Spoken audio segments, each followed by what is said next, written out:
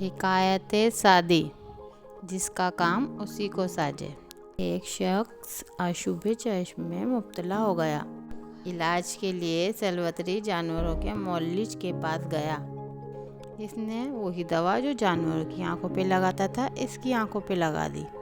اس دوا سے آشوب چشم کیا ٹھیک ہونا تھا، بیچارہ اندھا ہو گیا اور سلوتری سے جھگڑنے لگا، یہاں تک کہ معاملہ عدالت میں پہنچا۔ قاضی نے فیصلہ دیا کہ سلوتری پر کوئی تاوان نہیں۔ اگر یہ شخص گدھا نہ ہوتا تو سلوتری کے پاس کیوں جاتا؟